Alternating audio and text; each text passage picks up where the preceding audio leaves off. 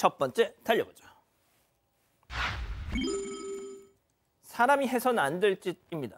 자, 지난 10월 사건 반장이 이 피해자의 제보를 받아서 묻힐 뻔했던 이 충격적인 사건을 맨 처음 알렸죠.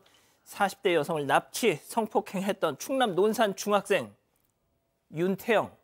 오늘 1심 선고 있었는데 뭐 큰 기대는 하지 않았습니다만 언론에선 중형이라고 표현을 하던데 정말 그렇습니까? 중형이라고는 하는데 장기 10년, 단기 5년 이렇게 선고가 됐습니다. 이 재판부 가학적이고 변태적인 범행이다. 15살 소년의 범행이라고는 보기에는 죄질이 극히 불량하다. 피해자가 극도의 공포감이 느꼈을 게 자명하고 회복되기도 어려워 보인다. 이렇게 밝혔습니다. 이 피해자는요, 이 선고를 보고 기가 막혀서 바로 2시간 길을 달려서 구치소에 가서 접견 신청을 했다고 합니다. 아이고. 정말 가능하진 않겠지만 뺨이라도 때리고 싶다. 이렇게 심정을 전했고요. 이 피해자가 굉장히 힘든 시간을 보내고 있습니다. 이 주변의 당사자, 이 사건의 당사자인 게 다 알려져서 다니시던 직장도 그만둔 상태고요. 그 뒤에 일을 또 구했는데 거기서도 알려져서 그 일도 그만둔 상태라고 합니다. 자, 오윤성 교수님, 윤태영 그러셨잖아요, 그때. 이 어린 나이에 이 정도의 잔혹성, 폭력성, 가학성을 보일 수 있다니 이거 이 연구를 해봐야 될 놈이다, 이 놈은. 예, 이미 재판부 같은 경우도 15세 그 소년의 행동으로 보기에는 죄질이 너무 불량하다라고 언급을 했습니다. 제가 말씀을 드리는 것은 이 연구라고 하는 의미는 시간의 흐름을 추적을 해서 소위 종단 연구를 제가 말씀을 드리는 건데 그 이유는 다 아시다시피 통상 우리가 표현을 성인 범죄 뺨치는 그런 범죄다 이렇게 하죠.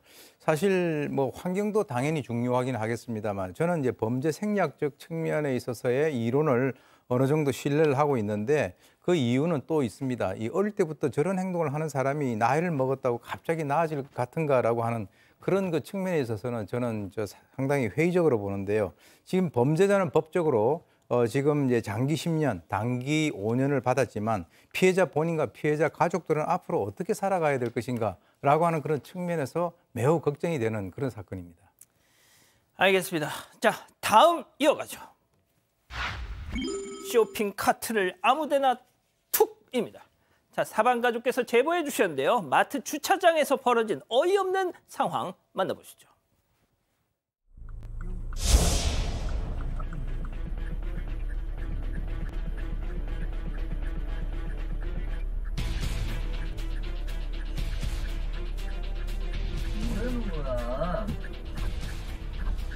아줌마! 아줌마! 저거 치우고 가야죠. 여기다 차대려고 하고 있는데. 저걸 치우고 가셔야죠. 저렇게 밀어놓고 가시면 어떡해요? 저희가 제가 여기 되려고 기다려. 이건 예의잖아요. 기본적으로.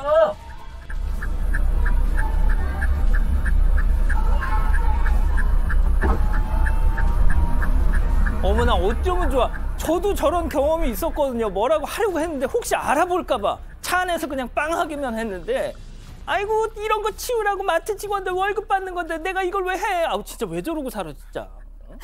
네. 네. 천안에서 어제 있던 일이에요. 근데, 어제? 네. 저희가 지금 본 그대로입니다.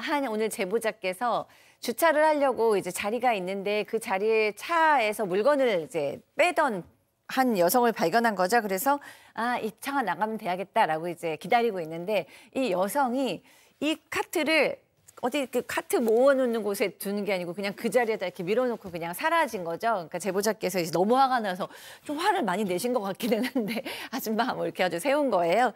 그래서 근데 그 카트를 모아놓는 곳이 바로 앞에 있었다고 합니다. 그러니까 사실은 옆에 있어 지금. 네, 바로 옆에 있으니까 사실은 거기다가 놓으시는 게 당연히 예의고 배려고 뭐 그게 공공질서가 맞는 거죠. 그래서 너무 화가 나셨나 본데 어쨌든 우리가 다른 사람을 좀 배려를 하는 주차 문화가 좀 시급한 것 같습니다. 양 변호사님, 만약에 저분한테 선생님 했으면 좀 달라졌을까요? 글쎄요, 그다지 달라지지 않았을 것 같아요. 그렇게 불러줘서 달라졌을 분이었다면 죄송합니다만 애초에 처음부터 바로 옆에 저거 그냥 직원이 치우도록 되는 게 아니라 원래 마트에서는 저것을 가져다 놓도록 되는 게 맞습니다. 별로 다르지 않았을 것 같습니다. 그러니까요. 좋습니다. 자, 다음 이어가죠. 개념 상실 주차 갑질입니다.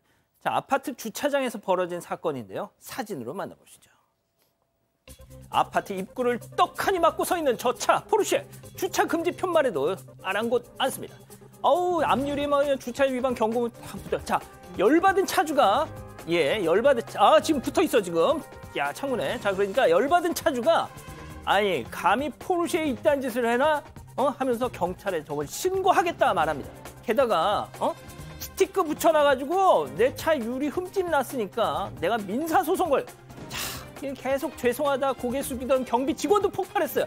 아니 사과했는데도 끝까지 안 하시면 저희도 법적 대응하겠습니다 했더니 차주는 야 사과문 붙이랬지 경고문을 붙여? 내 너 차단할 테니까 너 연락하지 마 너 두둥. 이게 어떻게 된 상황이죠? 네, 저게 서울 강남의 한 아파트인데요. 외제차가 보신 것처럼 입구를 떡하니 막고 주차를 해놨죠. 출근 시간대 민원 들어오니까 경비 직원이 연락부터 했는데 안 받아서 결국 집으로 가봤습니다. 그런데 이 차주 화만 내고 현관문을 닫아버렸다고 합니다.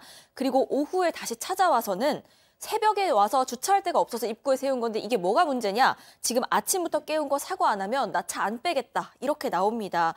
그렇게 며칠을 버티니까 결국 경비 직원이 일단 문자로 사과를 했습니다. 그랬더니 저 차주가 차는 안 빼고요. 무릎 꿇고 사과하거나 그렇지 않으면 직접 쓴 사과문을 차에 붙여라. 아이고. 그럼 일주일 뒤에 내가 차를 빼겠다라고 나옵니다. 이러는 사이에 주민 민원은 계속 들어오고 결국 관리실에서 경고 스티커를 붙였고 또 다른 주민도 이 피해를 호소하는 그런 글을 차에다가 붙였다고 하는데 이걸 두고 차주는 내 차에 손상을 입히지 않았냐 고소할 거다라고 나오고 있는 상황입니다. 아니 뭔 무릎을 꿇기는. 정말 이게 말이죠. 학습이 안 되는 걸까요? 요즘 세상에 저랬다가는 바로 온라인 커뮤니티 올라오고 사건 반장 나오고 심지어 신상도 털리고. 아 정말 답답하고 도대체 왜 저렇게밖에는 생각을 못 하실까? 심지어 아까 문자 메시지 잠깐 나온 거 보면요. 저 스티커 붙였다고 유리를 전면 교체를 하겠다라는 거죠. 앞유리를 진짜요? 전체를. 그건 포르쉐에 대한 모독인데? 아니 도대체 왜 저거를 앞유리를 전체를 교체를 해야 된다는 거 왜 그런 거죠? 본인이 그래서 경찰 신고를 했다고 그러고 민사소송도 하시겠다고. 그리고 정말 제가 여기서 정말 너무 화가 나는 부분은 저 10년 넘게 저기서 근무했던 경비원 저 퇴직시키지 않으면 자기는 참 못 움직이겠다라는 거예요. 본인이 감정적으로 어떤 느낌이 들지 모르겠지만 그분은 생계가 달린 일이잖아요. 당연하죠. 차가 얼마나 좋고 소중한지는 모르겠지만 그것 때문에 누군가의 생계를 망가뜨리는 일이 그런 생각을 한다는 게 가능한 일일까요? 왜 그러십니까? 진짜 좋은 차 몰고 다니실 자격이 있으실까요? 그러니까 말이죠. 좋습니다. 자, 다음 이어가죠. 가방 속 연장으로 쾅쾅입니다. 자, 사방가족께서 제보해 주셨는데요. 영상으로 만나보시죠. 한 남성 무인 점포 안으로 들어갑니다. 자, 계산대 앞에 가방을 저렇게 툭 내려놓고 몽키 스패너를 지금 들고 자, 자물쇠를 깨려고 뭐 하는데 안 돼, 잘 안 돼. 자, 행인이니까 다가오니까 사건 반장할 시간 됐는데 막 딴청하면서 가게 안으로 다시 작업 시작. 이번에 망치를 들고 쾅쾅 하는데 역시 끄떡없는 자물쇠 비브라늄으로 만든 건가요? 자, 결국 포기를 하고 매장 밖으로 나갔습니다. 사람이 또 기다리고 있어요. 공범일까요? 자, 같이 저벅저벅 저렇게 걸어갑니다. 이 기자, 이게 어쩐지 말이죠. 익숙한 공간이에요. 지난번에 웬 학생이 아이스크림 훔치고 종이 쓰레기를 집회 출입구에 넣었던 바로 그 가게 같습니다. 네, 맞습니다. 그 가게고요. 이번 사건은 지난 7일 아침 9시입니다. 저기가 경기 성남구에 있는 무인 점포인데 10대로 추정이 되는 한 남성이 무인 점포로 들어와서 내부를 확인하더니 가방에서 몽키 스캐너와 다른 도구를 꺼냅니다. 그리고 이걸로 키오스크 자물쇠를 파손하려고 시도를 했습니다. 바깥에 사람 지나가면 가게 안쪽으로 들어와서 손님인 척 행동을 하다가 이 자물쇠가 잘 부서지질 않으니까 가게 서랍에 있던 망치까지 찾아내서 이걸 또 사용하기도 했습니다. 그래도 어쨌든 자물쇠가 파손이 안 되니까 결국 자리를 떴는데 이 남성 떠나기 전에 역시 10대로 추정되는 다른 남녀가 밖에 서 있었다고 합니다. 그래서 일행 아닌 척 골목에 서서 기다리다가 다른 사람이 지나가면 슬쩍 알려주는 모습이었다고 하는데 저 남성 나가고서는 셋이 같이 자리를 떴다고 합니다. 이 제보자는 이 절도 미수 사실 알고 경찰에 신고한 상황입니다. 자, 양 변호사님 뭔가 좀 서툽니다. 서툰데 그냥 철저히 나름대로 준비를 해왔던 것 같아요. 제보자분이 신고를 하고 보니까 경찰에서 이 직접적으로 지금 뭐 훔치려고 했던 사람 있지 않습니까? 구속이 됐답니다. 사건 당일날. 다른 곳에서도 여러 번 절도를 저질렀다 상습적으로 했고요. 현재는 공범들을 쫓고 있는 상황이라고 하는데 저 무인점포들 갈수록 늘어날 거고 저런 사회 현상은 많아질 것 같아서 걱정이네요, 진짜. 그러니까요. 좋습니다. 다음 이어가죠. 이렇게 황당할 수가 점점점입니다. 자, 곳곳에서 벌어진 황당한 그 자체인 상황들 영상 만나보시죠. 아파트 단지 안에서요. 불꽃놀이가 팡팡. 오, 폭죽 계속 터집니다. 자, 그런데 말이죠. 도대체 어디서 쏘는 거야 하고 봤더니 아파트 창문에서 누군가 창문 열고. 야, 진짜 왜 저러? 자, 오 교수님, 예. 뭐 하는 겁니까 이거? 저게 이제 최근 온라인 커뮤니티에 공유되고 있는 그 영상인데요. 아파트 중간에서 창문 열고 하늘을 향해서 폭죽을 갖다 쏘아 올린 건데요. 이 모습을 목격한 사람들이 이걸 촬영하고 또 곳곳에서 이게 뭐 하는 거냐라고 항의를 했는데 아랑곳하지 아니하고 폭죽을 쏘아 올린 건데요. 이 인간들이 사는 과정에서 뭐 알게 모르게 남에게 폐를 끼치면서 살게 되지만 중요한 거는 지적을 받았을 때 아랑곳하지 않았다는 거거든요. 아하. 아마 본인은 봉사한다고 생각했을 거예요. 축제 분위기를 내 돈을 들여가지고 폭죽으로 해서 아파트 주민들을 즐겁게 해준다 이렇게 생각을 한 것 같은데 그동안 우리 인간들이 너무 이기적으로 양육을 해온 우리 사회 그리고 부모 그렇게 자란 그런 예. 인간들이 곳곳에 많이 있다라고 하는 것이 문제죠. 그러니까요. 자, 이번에는 사진과 영상으로 만나보시죠. 자, 음식물 쓰레기로 온통 엉망진창. 보닛은 물론이고 앞 유리와 지붕까지 어떤 놈인지 잡히기만 해봐라 하고 블랙박스를 열어봤더니 음수통 위에 있는 까마귀들. 아하, 이런 한입 가득 음식물 쓰레기를 물고 차 보닛 위에 착지해 급식판 삼아서 냠냠 쩝쩝하고 있습니다. 바로 그 어떤 놈 까마귀였습니다. 네, 그렇습니다. 이 까마귀가 음식물 쓰레기를 물고 차 위로 올라와서 식사를 한 거예요. 정말 예상치도 못한 범인인 거죠. 그런데 그 주변에 보니까 또 까치들도 있고 비둘기들도 있었다고 합니다. 그러니까 모든 새들이 이 차 근처에서 식사를 하거나 식사를 할 기미를 엿보고 있는 건데요. 그래서 차주께서는 앞으로는 내가 저 음식물 쓰레기통 가까운 데는 주차를 하지 않겠다라고 마음을 먹으셨다고 합니다. 그렇군요. 좋습니다. 자, 마지막 사연으로 가보죠. 우리 남편은 꼰대입니다. 사방가족께서 집단 지성의 판단을 받아보고 싶으시답니다. 네, 사위가 가족들을 호칭이 아니라 이름으로 부르는데 제보자 남편은 이게 못마땅하다. 제보자는 아니 애들 편한 대로 하면 되지 이게 무슨 대수냐라는 입장입니다. 두 분이서 부딪히고 있는 상황인데 이 제보자 부부가 사건 반장 애청자라고 합니다. 그래서 남편분이 먼저 사반에 물어봐라 다 내가 맞다고 할 거다라고 해서 진짜 그런지 물어보려고 정말 제보를 주셨다고 합니다. 일단 사연자 부부는 아들, 딸 한 명씩이 있고요. 둘 다 결혼을 했습니다. 그런데 그중에 가장 나이가 많은 게 사위인데 사위가 처남, 처남댁 이런 호칭을 안 쓰고 그 모두를 이름으로 부른다는 겁니다. 그러니까 처남은 지어라 이렇게 부르고 처남댁한테는 상희 씨라고 하는 식이라고 하는데 반면에 이제 사연자 아들 부부는요. 이 사위를 꼬박꼬박 매형, 아주버님이라고 부른다고 합니다. 이 사연자의 남편은 평소에도 뭐 조상님 모시는 거, 가족 간 효칭, 효 이런 걸 굉장히 중시해서인지 이 상황을 굉장히 못마땅하게 여기고 있는 상황인데 반면에 사연자는 아니 그냥 애들끼리 서로 사이좋고 편하면 됐지 않냐 싶다는 겁니다. 괜히 남편이 애들한테 이 얘기 꺼냈다가 꼰대 소리 듣고 또 서먹해지지 않을까 걱정이라고 하는데요. 사위한테 고치라고 한마디 하자는 남편, 이 남편이 옳은 건지 궁금하다면서 사연 보내주셨습니다. 그렇군요. 자, 기다리고 기다리셨던 부처 핸즈업타임 유튜브 JTBC 뉴스 채널과 사건 반장 독립 채널에서 8천여 분의 우리 가족 여러분 함께하고 계신데요. 채팅창에 OX로 함께 참여해보시죠. 먼저 남편입니다.